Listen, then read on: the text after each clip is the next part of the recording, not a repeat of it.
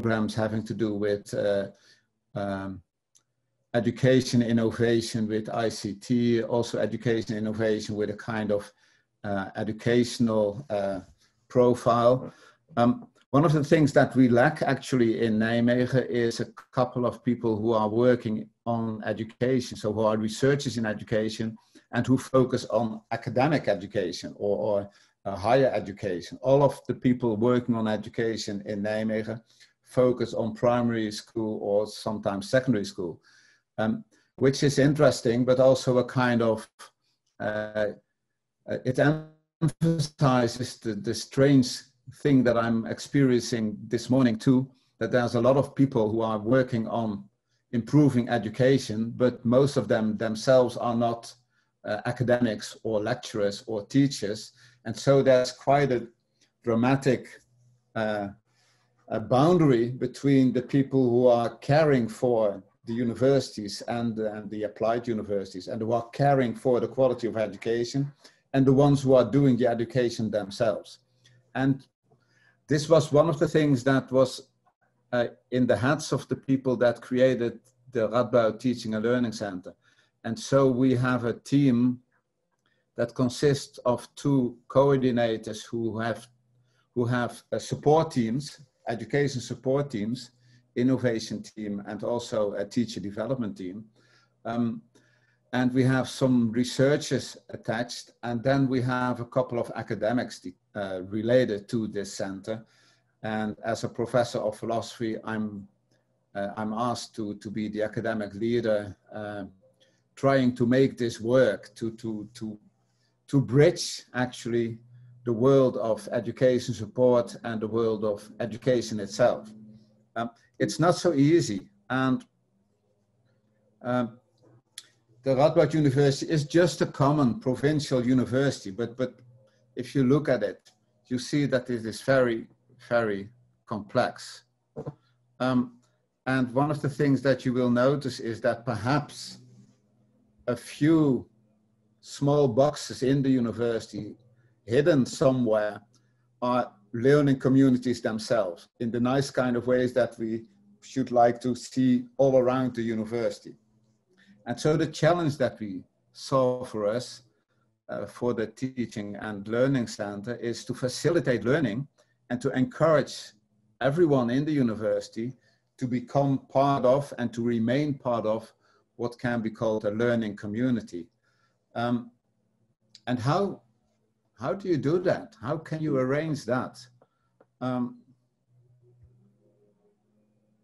That actually is a question, and after a year of work, it still is a question, but we think that part of the job can be done by what we call teacher ambassadors. We have 50 now, I can show you them. Wait, something went. Here are the ambassadors that we have now in Radboud. They are in all the different faculties at work. And for one day a week, they are detached to the Teaching and Learning Center. And so they have a job to do in their own departments and a job to do in the Teaching and Learning Center, which actually is not a center in the sense of it's being a central part of the university where we give guidance and where there's some kind of top-down structure being created, but it actually is a kind of marketplace where these people meet to talk about things they are doing in their own faculties, ways they connect to people, to students, to their colleagues in improving teaching, in finding solutions to problems they notice, and to connect those problems or to share the knowledge that they create in their own place to people working in different faculties. And so the attempt that we want to create by having these ambassadors do their work is to see how they can be what I will call boundary people. So the challenge is quite large. We have a core team which consists of 4 academics and 2 coordinators. I said that these are the coordinators. There's one working on teacher development, one working on education innovation, one working at vocational research, and then there's the academic leader, which is me. Then we have two coordinators. One of them is coordinator of the team education and teacher development. So that's a support team. And the other is education innovation with ICT, which is a support team too. So in the core team, we have already academics and support people joined together. And we even try to make the distinction between those categories of people interested in education disappear. But it's not so easy. The coordinators are part of a large division which is called Academic Affairs, which itself is part of a large division called Radboud Services. And then all those faculties are part of the university too. All these ambassadors work in the faculties as lecturer, having colleagues that are lecturers, having colleagues that are students. And so there's even a Radboud Teacher Academy, a Radboud Honors Academy, which is part of what's going on. And what we notice and what we should emphasize is that those teacher ambassadors, actually, as everybody who's a learning person, who is a person that learns within other, within situations, well, this is not so clear, but they are boundary people in the sense that not only that they cross boundaries, but that they explore boundaries. And one of the fun things about boundaries, of course, is that they are very, very vague, very implicit most of the time. I'm going to talk some more about that, but perhaps I should stress that if you have any questions, ask them in the chat.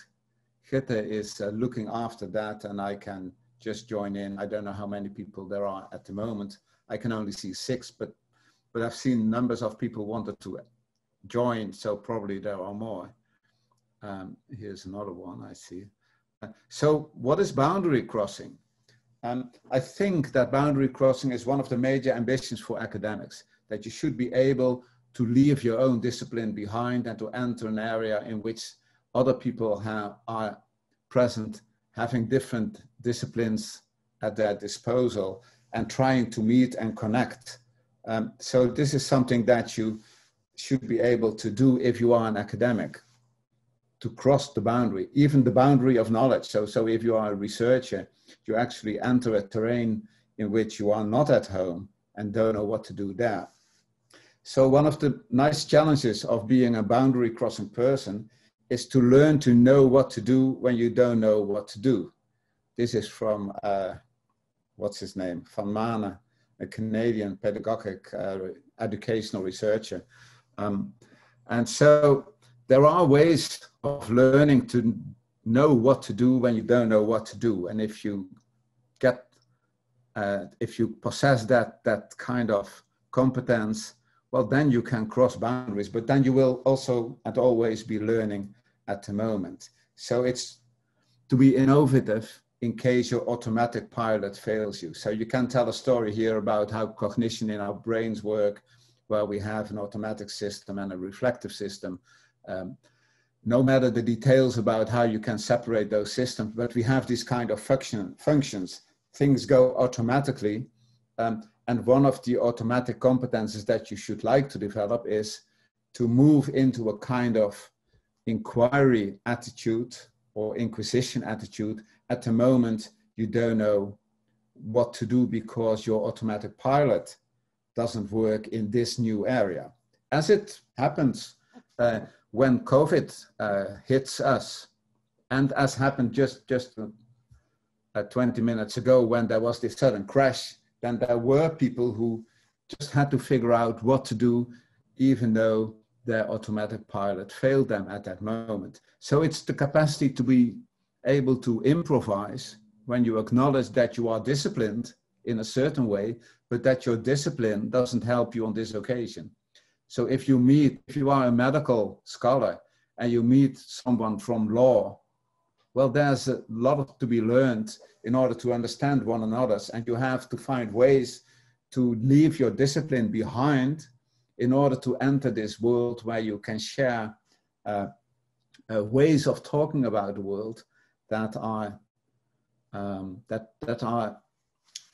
are complicated by yourself being disciplined in the way you are and the other person being disciplined in his or her way. So that's what boundary crossing is about. And I'm going to look into 3 different terrains where boundary crossing may be interesting. And the obvious one, at least in Radboud, is between the faculties. So what's obvious and sometimes strikingly clear is that there are boundaries between the faculties. Not only boundaries having to do with structure and regulations, but also with mentality, with the ways in which they think about what research is, with the way they think about what education is. And those boundaries can be quite clear, but interdisciplinary speaking, they may be much less clear. I'm a philosopher working in the social science department, and the social sciences themselves is a kind of interdisciplinary mixture, which is not so clear where one discipline begins and where the other stops. So where's sociology, where's psychology, where's communication science? There are, of course, the kind of simple distinctions where you have a variety of schools or a variety of programs, but there's always this kind of boundary crossing in between. And one of the difficulties, and especially in the TLC, we notice this, that we need to develop a common language because there are so many different words at play in the different departments that we not most of the time, but often we do not know what to talk about or what we are talking about if we are talking with people at home in different disciplines. And so one of the other things is that there are always things that you can't say. So there's a kind of implicit power relations, and they differ from department to department. And if you want to be good in crossing boundaries, you should become good in understanding implicit power relations. And this is a competence that it may take a life to be a little bit competent on that. But it's key for people who want to cross borders or who need to cross borders. And so what you also need is to learn secret histories. There are always secret histories everywhere. I noticed a lot of them already when I was listening to Marcus Pecht, and when I was listening to Fashida and Caitlin. And so there's a way in which things go in certain areas. And you can't figure out what exactly is behind the screens, but you have to. And so you have to become sensitive to the plurality of expectations. I think this is quite key. So people have different expectations. No doubt, I don't know, but I can imagine that you have all different kinds of expectations of this session, what this would bring you. And I can try to anticipate what expectations you have, but then I should figure out and turn you into characters that I can handle, and that may be characters that just fit in my conception of the world and doesn't fit with yours. So that's where we need to find ways to get to understand our boundaries better and to get to explore the boundaries together. And I think that this is really an important competence for academics. And we think, or at least we hope, that the ambassadors that we have this kind of special obligation to explore boundaries and makes them in a certain way paradigms for good academics. So this is the second I want to explore, the ambiguous boundary between research and education. And I think this is especially nowadays quite a tricky boundary for academics. I think all we know that our career might depend on our research. In a way, we should think that if we want to be good academics, we should do our research good. But of course, this shouldn't be at the expense of our education being worse. But how to do this well? one of the interesting things that you notice is that people are talking, and I switched to Dutch because I don't know how to say this in English. We have onderwijslast and we have onderzoekstijd. We have time for research, and we have a burden that's called education. And this is just language, but it's language that carries a long way. And it makes you aware that if you want to be good as an academic, it may be that you don't want to be good in education. And that's too harsh if I say it this way, but it's too bad for the university. In a certain way, it's quite bad for the university that we are not merely a place for education, but also a place for research.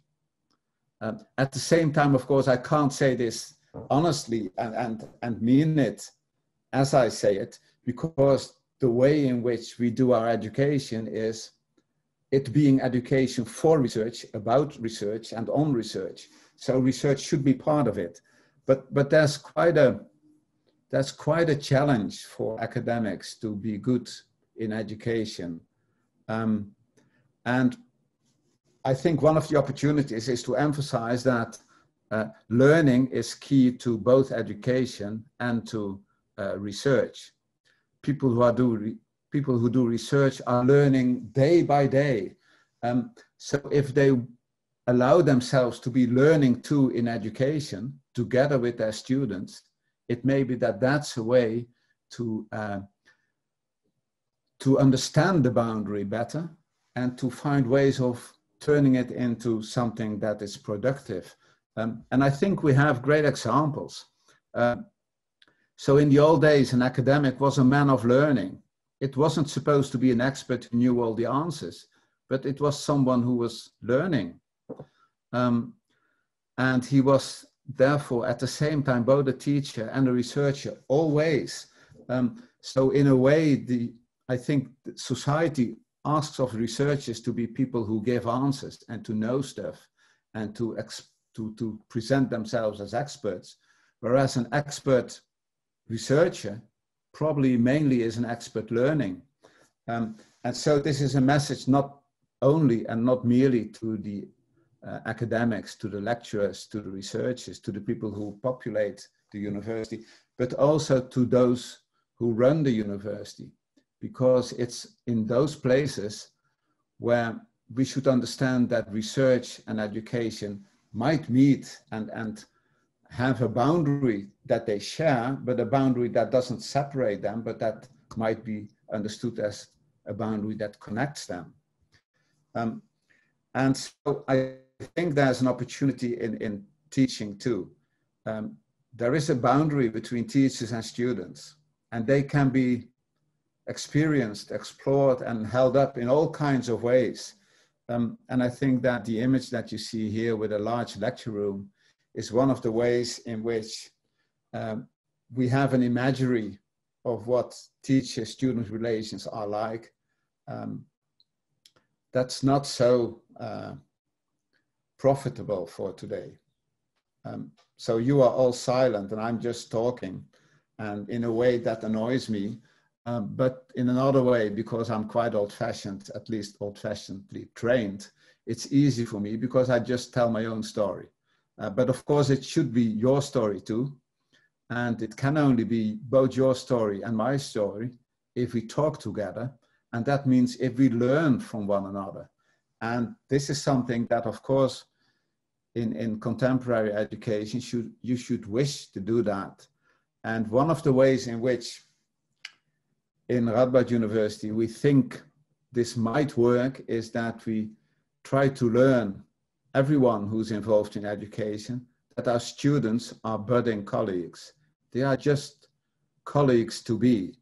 And that means that the workplace where they do their work and where we as teachers do their work should be a workplace that fits the kind of profession that you are teaching.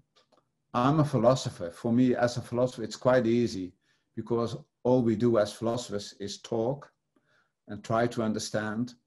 And from day one, when I was a student, I got the impression that even though the teachers that I had were teachers and I was a student, we were colleagues too in a certain way, because we tried to understand the same kinds of problems.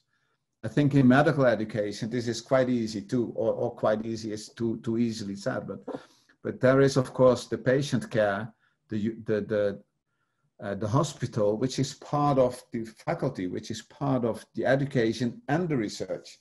But there are lots of, especially the larger programs, law, psychology, communication science, pedagogiek, bedrijfskunde, what's it called, management studies. Those attract a lot of students, but the workplace for those students and the workplace for the teachers are quite distinct. And so I think there's a real challenge in those disciplines in the university, where we might learn a lot from what's here called applied universities, just the HBO, the hoge beroepsopleiding, because there is always the immediate relationship with the workplace, where you can do the learning, where you can understand that students are colleagues in a certain kind of way. So this also involves that you need to cross the boundary between teaching and learning. You should stop thinking about yourself as a lecturer, that you are the one who is teaching and that the students are the ones who are learning, and that you are both teaching and learning at the same time, not just as a teacher, but also as a student. And so that you can flip the classroom in new kinds of ways by allowing the students, or at least by not allowing, but by encouraging them to take up the position of the teacher. And I think a further important boundary that's there and that we need to cross and we need to think about better is the boundary between personal and professional development. The personal comes along always with the professional. There is a difficulty in teaching science, in teaching scientific method, because in scientific method it's so easily emphasized that the kind of personal, the way in which you are related as a person to your research shouldn't make a difference to the research. There shouldn't be another outcome if I do the research or if Fashida does the research, because the method should do it and who or what I am shouldn't play a role. But that's a strange kind actually of looking at what we can do as people. So you can't silence your personal qualities, your personality, your personal engagement. Those play a role, but how they can play a role in your professionalization is quite a question. And I think we can and we need to explore this much more than we are used to do in academia. And so one further step is that we need to cross the boundary between testing and educating, between thinking of judging and assessing, of summative testing as something that is different from and set in opposite to what it means to be educating together, to be getting along, as I said it here, critically and constructively getting along as students and as teachers. So one of the sad ways in which I think testing is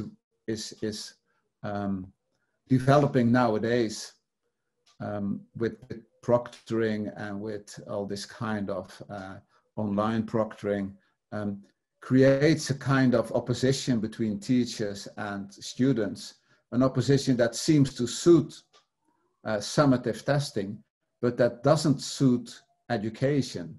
So we should find ways to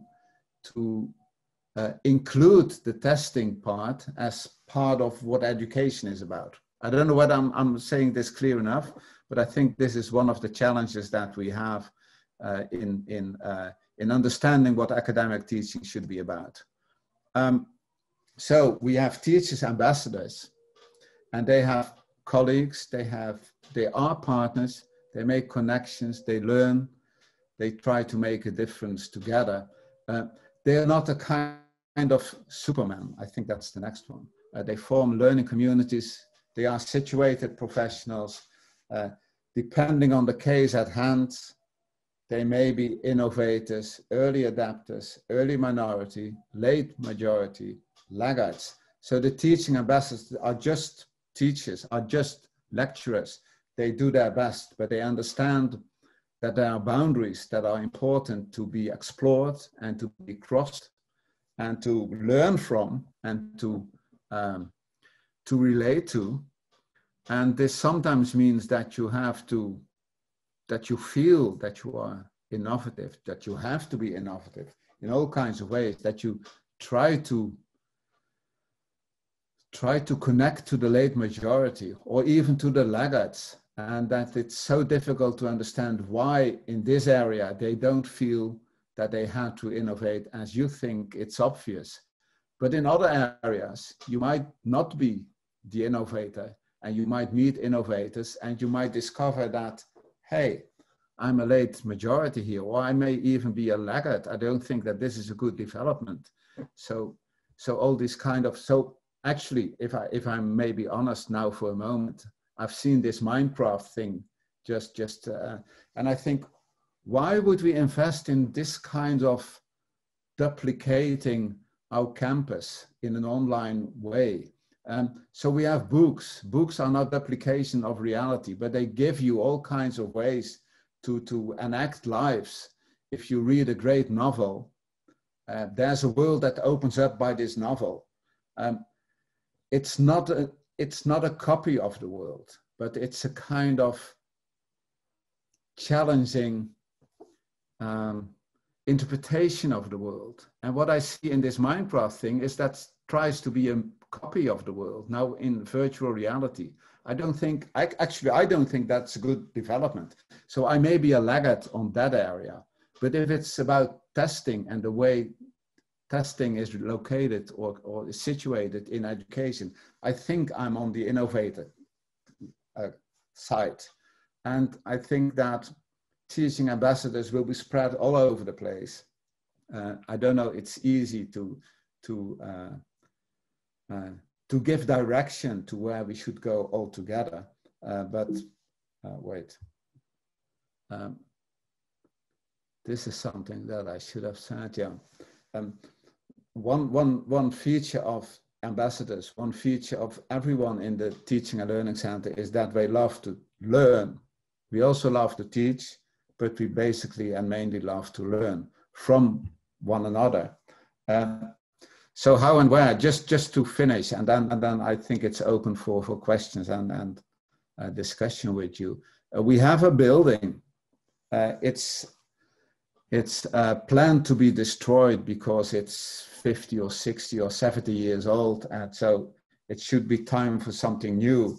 But probably we will have it for 5-6 years, and we will try to make it such an important hub for innovation that everyone thinks, well, let's clean the building up and let's create a center for teaching and learning. There are innovative hubs in all the faculties. So we have small places where the ambassadors are located, where there's room for innovation and for improving the quality and the acknowledgement of teaching. We have a digital platform. It's not as smart as what I've seen in this morning, even though it may not crash as quickly as was happening this morning. But obviously, we've been struggling with the Corona crisis ever since we entered that building, because we have a building and we were there for 6 weeks, and then Corona hit the university. And now perhaps I'm there 1 every 2 weeks, and then I'm just one single person in an entire building. Perhaps there are 2-3 other ones that I meet. So this is really bad that we think we should be a campus university, and meeting in real life is so much better than meeting digitally or virtually or online, even though of course it's really fascinating that we can have this day now today together and create a kind of conversation space together while I'm just in my own home, sitting in my study, talking to a laptop, and knowing that you will understand me in all kinds of ways and perhaps misunderstand me too. So this was it for now. I think it's best for me to stop sharing the screen and start giving the floor to all of you and ask you for questions, for suggestions, for whatever. And I see Walter Janssen raised a hand, but... Yeah. Hi, Jan. Thank you very much for your presentation and your insights. I'm Walter from Radboud University. I'm Coordinator Education Innovation at Radboud there. And, and this issue of we've been researching the experiences of teachers and also students with going online, with the switch to online education. And just looking at teachers, they felt a lot, they experienced a lot, but what came up most was the need for support and support in many different ways. Collegiality, learning communities of practices, maybe you can call them. Also didactic knowledge, practical technical issues, all these different types of support. Yeah. And I was wondering, your idea of your experiences with learning communities, when does that add to this feeling of support, albeit didactic, educational, technological, and how just in time can that be? Yeah, it's a very good question. It's also a bit too early a question, but so we created, or the Teaching and Learning Center was founded in January, and we had for 6 weeks we had meetings every week where we tried to create a kind of learning community with people who were already related to the Teaching and Learning Center. This was a small in-crowd kind of thing. And then the ambassadors that were slowly appointed only appeared on the stage when Corona was around. And as you said, as soon as we noticed that Corona was around, one dramatic thing happened, that everybody in Radboud University now knows that there is a TLC. But secondly, what happened is that all the teachers thought that what they needed was tips and tricks, how to do this, how to do that. And no one had time, perhaps I'm a bit over-exaggerating, no one had time or had interest or had a wish to create a learning community because there was no time for that. And so very slowly we are creating a learning community among the ambassadors. We now have 15, I showed the pictures of them. And they are becoming a learning community. But of course they have their own places in their own departments where they notice that the teachers that are around them, their colleagues, gain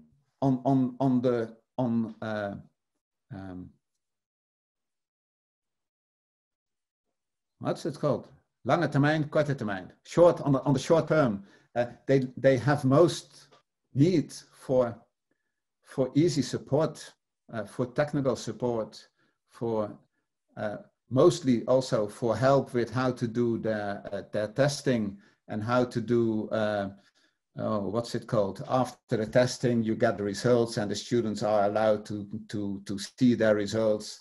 And that's online very tricky because all these questions go around, and so they need to rethink about what are we actually doing when we are testing, but we don't get the time yet to invest in one of the things that we will start just this month is a learning community around testing, around development-oriented testing. rather than summative testing. And there are lots of more of these. But so the answer is, I think that the learning communities will be most helpful, but on the long term. And on the short term, it's the tips and tricks that win the attention of the teachers or the lecturers, and that force the TLC to be a kind of provider of tips and tricks rather than a support open space for learning communities. So be it so far. Jeroen, I see you raise your hand. Yeah, thank you very much. I apologize first because I was a little late coming in because I was using the old access code and that didn't work anymore. Yeah, so you may have touched upon this. Did you say at the beginning of your talk anything about the possible relation between your ambassadors, good idea by the way, and people who have the support role in a technical sense? So, for example, information managers or educational specialists in the support staff or the professional services, as it's called at Radboud? Yeah, so we are working on those relations. So there are tips, I think it's called Teach Information Point. Every department has its own, but within us there's Leah and Marloes, and they are from the medical department. And the medical department just has a quite large Radboud Health Academy, which is a kind of TLC in small for the medical school. And so what we do want the ambassadors to do is to connect. So these are really connecting people. They connect the tips, the teacher information points, where there are technical support people, educational support people, but also logistics, kind of the planning and the rostering and all these kind of things. Okay, And then there are the lecturers, and then there is the playground of the TLC itself. So they are interdisciplinary. It may be helpful to share the experience we have at Erasmus University Rotterdam. Yeah, I'm in charge. In fact, we're colleagues. I'm in charge of the community for learning and innovation. Mm-hmm. We started approximately earlier, 1.5 years ago. But one of the things we invested a lot in was building different networks at different layers. So something you're now investing in. And for us, the investment in bringing all the technical people, the support people together from the difficult faculties was very much appreciated by them because they had far closer links with colleagues from other schools, from other faculties. And I think I should tell you that Erasmus University was a very pillarized university. So we had silos, economics, one silo, medical school, another silo, social sciences, etc., etc., etc. It was not that much of a connection. So we started creating that 1 year ago with weekly meetings. And for us, that was one of the major reasons we could act so incredibly quick on Corona, because we already had that network in play. Yeah. And the only thing we had to do was to elevate that to an online community. And next to that, and I'm sure I will borrow your ambassador's idea, as you just so clearly explained, we also invest in that layer, but we did it in a slightly different way. In our case, these people are called CLI fellows. Same part of financial situation. It's project-based, it's competitive project-based, so they can send in a proposal for educational innovation. And then my institute supports them with 1 day a week for 1 year or 2 years. So it's more temporary. Yeah. And now comes my question. Project-based, yeah. So we have something similar to that, but I might add that Marloes wants to say something to it. You want to respond directly, Marloes, to Jeroen? Well, you can go first if you want to. Yeah. So what I first wanted to stress is that on the technical ICT kind of teaching support. Radboud made a kind of centralization, I think 4 or 5 years ago. So that was already in place. And so we see a different kind of challenge now with the ICT people and the lecturer, because there is some kind of tendency for the ICT and technical oriented innovation to head up rather than follow the educational innovation kind of challenges. And so we try to reverse that.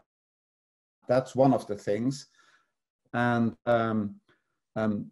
next to the ambassadors, we have this similar kind of temporary projects that you are talking about. They are called innovation and research vouchers. But Leah can say more about that and better than I can. But Marloes probably is the one who first wants to respond now. Yeah, well, I would like to address that difference as well, because I did indeed apply for actually the task, the ambassador role, and mainly because I think it's not all about my idea or how I feel about teaching, or it's more on changing the attitude of the whole community. So I think the most important task for me actually is to build that network that you're talking on, Jeroen. And therefore, I think we made a kind of distinction actually. We got the vouchers, and yes, I can apply on a voucher, but everyone with a great idea can apply on a voucher. And for me, it's more the task to build the links between all the faculties and change the attitude that if a teacher in Corona or without Corona situation has a question on his own work, on his own teaching, that you dare to ask the question, and you are starting more to feel it's normal to keep on improving yourself. And in order to make it easy to find how or get inspiration of how, then again the TLC comes in. So I think Leah can indeed add some information on the vouchers, but I think that's one of the building stones of the whole network. And I'm really interested in your comment as well on the technical part, because as Jan already mentioned, the medical faculty indeed with its own Radboud Health Academy is actually a big institute within the complete network. So the first thing that my colleague ambassador and I did actually was starting to map the complete faculty, like who's all in and who is doing all things on education, and do they even know each other? And the same thing we have to do for, well, making that bridges between all the other faculties and take away all the glass walls that are in between, and making it more normal to open the door and see what's working in the neighbors and how it's going. Mm-hmm. So Leah maybe can add on that. It's still muted, Leah. Every time I think I have to unmute and then I start talking and I still forget it. Hi, everybody. First of all, what I noticed, I'm a how do you say it, trailblazer, stimulating educational research and educational innovation. That's why I'm working for the TLC. I'm in the medical faculty, so I collaborate with Ambassador Marloes, who's from the medical faculty. But I'm also connected to another faculty. And what I noticed there is that by bringing the tippers, that are people who are giving practical support on all kinds of ICT questions, together with educational support and the ambassadors together, that was so stimulating already, that was already starting network and starting to use much more of all the opportunities they could offer. So that's one thing that I saw really happening. And the other thing that was mentioned are the vouchers. So we, every year people can apply for a voucher, either an innovation or a research project, or maybe a combination if they want to. We don't have any deadlines. We don't want to focus too much on the competition. So applying it for a certain date, and then we select the best proposals.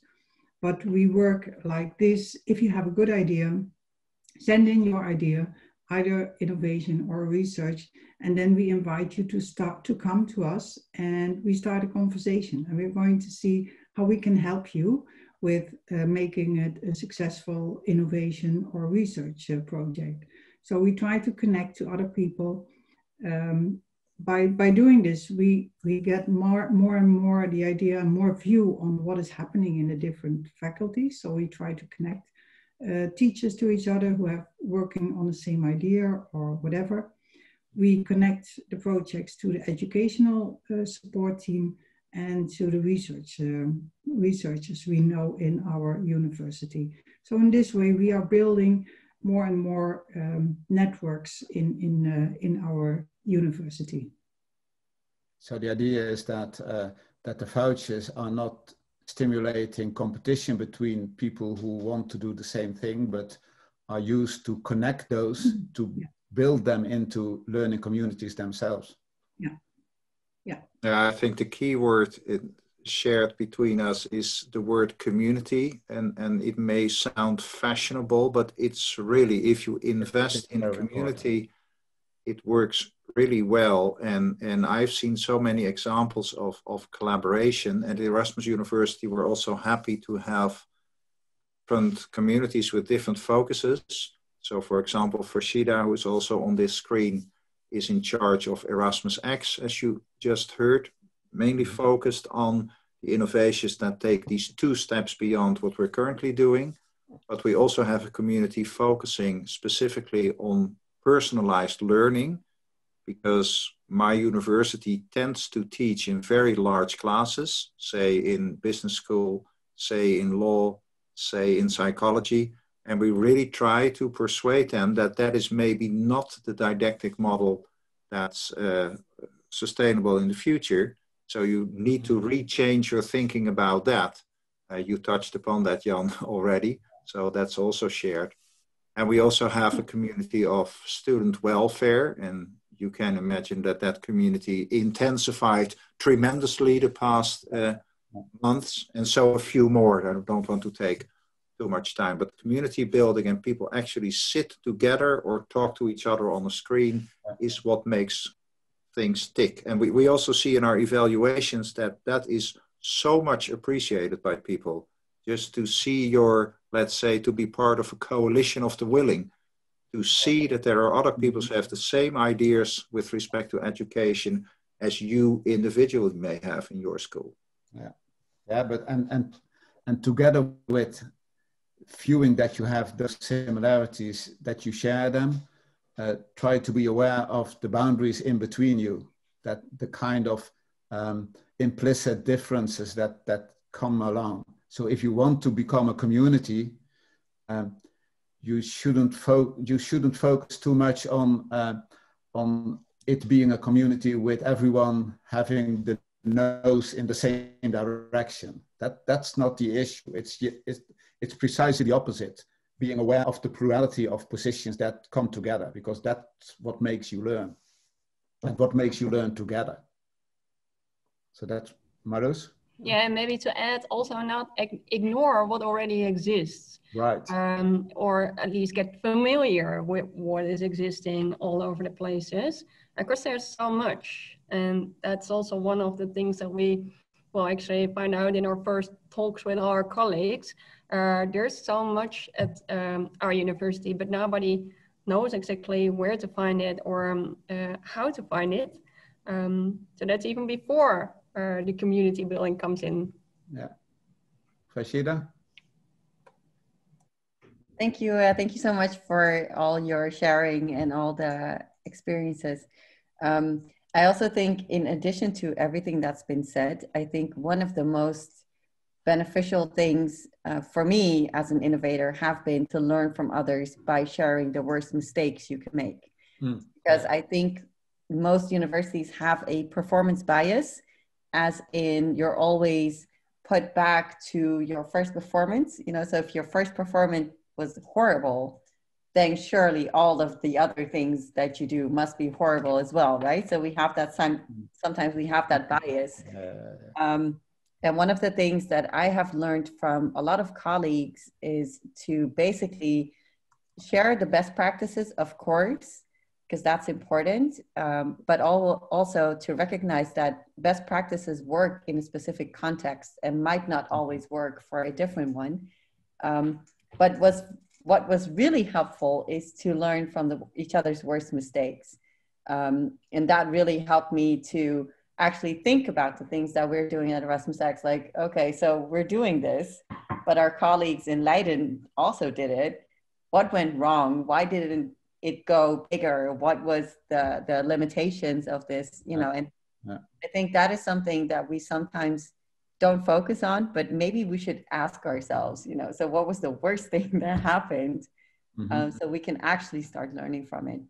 So also maybe a tip for community. That's a good addition. So the mistakes always force you to focus on the context and what was implicit in the context, and that you might draw that out of it. But I saw, Leah, you wanted to add something too? No, I just like the idea of sharing our failures, and because I think that's what we learn a lot of. And maybe it's just because of your specific context and you get better understanding in what could work. So I would really like to organize or whatever, have a meeting on what didn't work in our situation or in your situation. It would be great. Yeah, good. Is there anybody else who wants to? I will, Rashida. Anna-Martina, I saw Jeroen, but Anna-Martina haven't. Yeah. Hi everyone, thanks for sharing this information.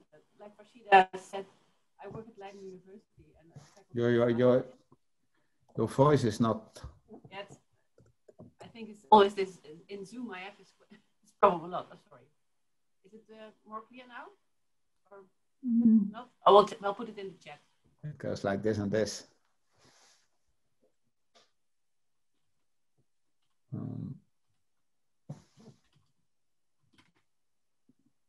I will type my reaction. Yeah. We heard that. I had a question about practices that don't play out like you plan. So I was referring to these fellowships 1 day a week.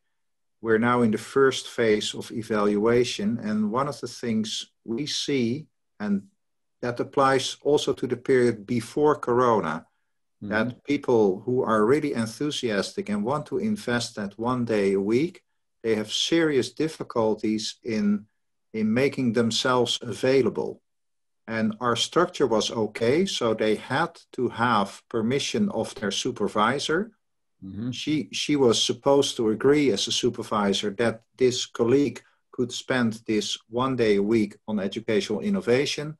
But then in your work, so much happens, and 40% of them has serious difficulties to free themselves from 1 day a week. And that for me was kind of shocking experience. So I wonder how that is in your ambassadors model. Are people more, let's say, protected to have that 1 day a week to spend on their work as an ambassador?